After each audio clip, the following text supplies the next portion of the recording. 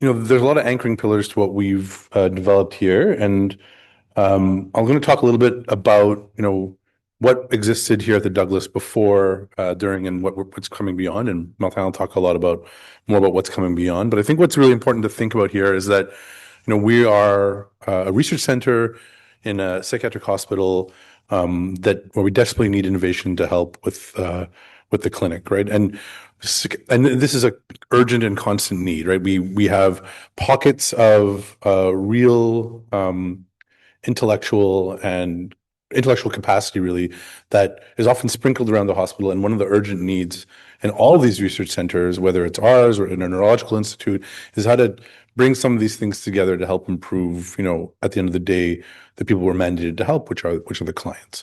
And I think, often we have these things, we don't really know how to bring these expertise into the clinic, and we hope we've done a bit of that work in the last 3 years, to bring together and amplify what we already have. And so what we do have, and what we're not short on, maybe a bit, we maybe have a surplus of our ideas, and everyone really often has a lot of ideas. Everyone has like the magic bullet for how they're going to solve mental health problems. They have the innovative approach. But I think what we've learned through our work with the D3SM and bringing all this work together is really that the challenge isn't just, it's kind of like, it's nice to have an idea, and we're all very lucky to be able to engage in those, but how to bring those together, bring those forward and towards a clinical innovation. And what we've realized, I think, through the work that we've done is that we can't just rely on, goodwill and good faith, but we really need the infrastructure, the tools, and the collaborative access to bring these things forward. And these things are key catalysts towards innovation and success in the translation of ideas towards the clinic. And this isn't just, having the people in place, but the systems and the collaborations in place to do so, right? So it's having an open science initiative, it's having a DNP, it's having an informatics group that can help bring these ideas to the fore and deal with regulatory issues, IT issues, translation issues, and implementation issues, as we've talked about throughout the day. And they're often unseen, and they're often, considered to be in the background, but they really are a foreground piece that we need to privilege a bit more.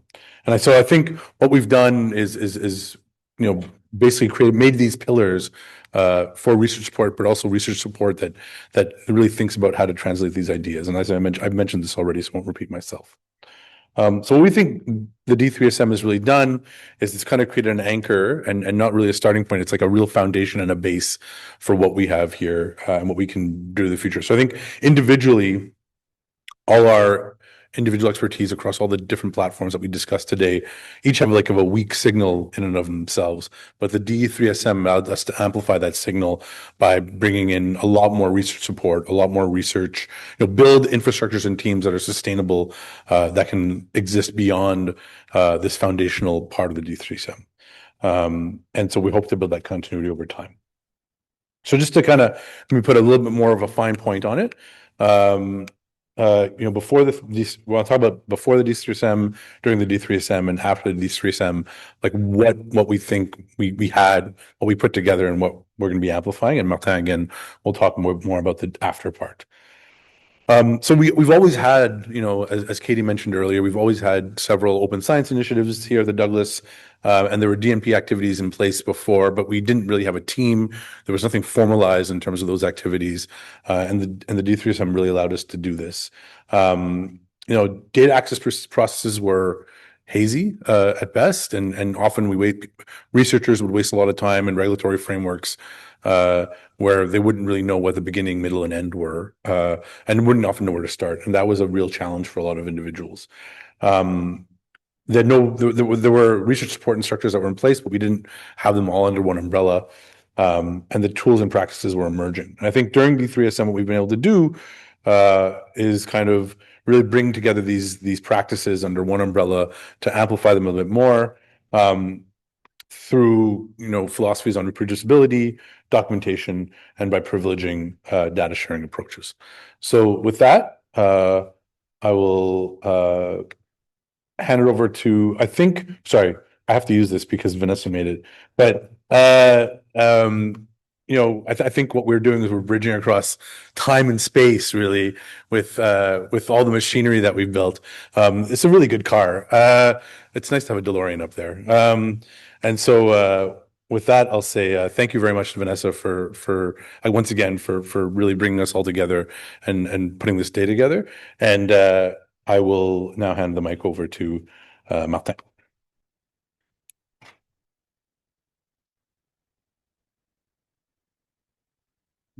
Parfait, merci. Donc, pour conclure assez brièvement, donc, ce qu'on propose aujourd'hui, en fait, c'est je dirais, c'est une forme, on a clairement accompli beaucoup de choses avec le D3SM, puis on arrive donc dans une nouvelle réalité où notre financement HBHL c'est terminé. Donc, c'est sûr, ça a un impact et ça nous a vraiment forcé à réfléchir comment on va poursuivre un peu la mission du D3SM, puis pour un peu, je dirais un peu pour paraphraser les propos de Mallar plutôt. Avoir un centre de recherche dans un milieu hospitalier, c'est vraiment une mission d'utiliser donc les forces de la recherche pour améliorer les soins et les services, évidemment. Donc, c'est vraiment au cœur même là, des travaux qu'on a fait dans le passé et qu'on souhaite même faire davantage là, aujourd'hui. Donc, c'est ça. Donc, on a parlé donc, des piliers. Donc, c'est bien ancré. On a vraiment développé des capacités dans différents endroits stratégiques comme tels. Et ce qui nous amène maintenant vraiment à développer donc un partenariat encore plus fort, je dirais, avec l'Institut Douglas, avec les différentes directions, notamment la direction santé mentale et dépendance. Donc, on veut vraiment plus encore arrimer davantage nos travaux. On faisait des travaux déjà qui avaient un impact clinique, mais on veut vraiment maintenant, avant de débuter un nouveau projet, d'être dans un processus de co-développement puis de discussion ensemble. Donc, c'est vraiment centrale à ce qu'on appelle le D3SM 2.0. Donc, c'est une version qui va peut-être un peu plus allégée, on peut dire, mais qui va être davantage ancrée sur les besoins de la clinique ici, là. Et c'est ça, que ce soit pour, mettons, la science des données, on travaille étroitement avec le Centre depuis un bout de temps. Vous avez vu des travaux qu'on a présentés aujourd'hui. Donc, on a un nouveau financement récemment qu'on a mentionné ce matin du MEIE. Donc, on a vraiment, donc, on réussit à développer, je dirais, une forme de reconnaissance, une visibilité de nos travaux qui nous aident donc à aller chercher d'autres financements et à développer davantage là, cette collaboration-là. Et ensuite, réalité virtuelle, je pense que c'est un autre exemple aussi, où on a vraiment développé différents projets. Puis un projet qu'on n'a pas présenté ce matin, mais qui a pris vraiment beaucoup d'ampleur depuis, c'est l'utilisation de la réalité virtuelle dans les unités d'hospitalisation. Donc, on a un projet où, pour des gens qui peuvent pas aller dans la nature, ils sont hospitalisés en psychiatrie, ils sont contraints de rester ici. Ce qu'on a fait en réalité virtuelle, c'est d'apporter des environnements de 360 de nature et d'offrir ça comme un outil de relaxation et de bien-être. Et on a commencé par un projet de recherche là-dessus qui a extrêmement bien fonctionné. Et aujourd'hui, donc, on a fait un déploiement beaucoup plus vaste où on l'offre dans les différentes unités d'hospitalisation. Donc, c'est un exemple vraiment très, très concret, mais très clair là, de comment la recherche, la clinique peut vraiment s'arrimer et de faire en sorte qu'un projet de recherche devient juste la réalité quotidienne ensuite là, dans le milieu hospitalier. Puis c'est vraiment ce qu'on veut. Ultimement, c'est notre but là, qu'on souhaite le plus. Donc, on s'appuie donc vraiment sur beaucoup de travaux qu'on a fait, donc une forme d'héritage qu'on a. Et ce qu'on veut développer donc avec l'Institut, c'est vraiment une forme de gouvernance, de co-gestion ensemble, de mettre des ressources en commun pour poursuivre cette mission-là et ces différents travaux. Et ce que le futur nous réserve, bien, plein de bonnes choses, on espère évidemment. Mais clairement, ce qu'on a présenté aujourd'hui, puisqu'on est certain qu'il qui va se poursuivre, c'est qu'on va continuer à valoriser les données de recherche et les données aussi de santé qui sont accessibles ici. Ce on va pouvoir réussir, je crois, avec le D3SM version 2.0, c'est encore un meilleur alignement entre les besoins des différentes cliniques et les besoins de la recherche aussi, puis vraiment de permettre de faire vraiment des innovations qui ont vraiment un sens très important pour des milieux là, comme en santé mentale, en psychiatrie. Et ce qu'on veut ultimement, c'est de faire du Douglas vraiment le leader sur le plan provincial, national, vraiment, dans tout ce qui touche la santé mentale numérique et sciences des données. Donc, à retenir, c'est ça. Donc, on a comme Mallar l'a mentionné, donc des piliers qui sont solides, qui sont ancrés donc vraiment vers une innovation qu'on veut qu'elle soit comme cohérente et coordonnée sur des objectifs précis. Et ce qu'on a développé puis qu'on va poursuivre comme développement, c'est vraiment un partenariat pour augmenter vraiment l'impact des travaux qu'on fait là, en santé mentale, numérique et en sciences des données.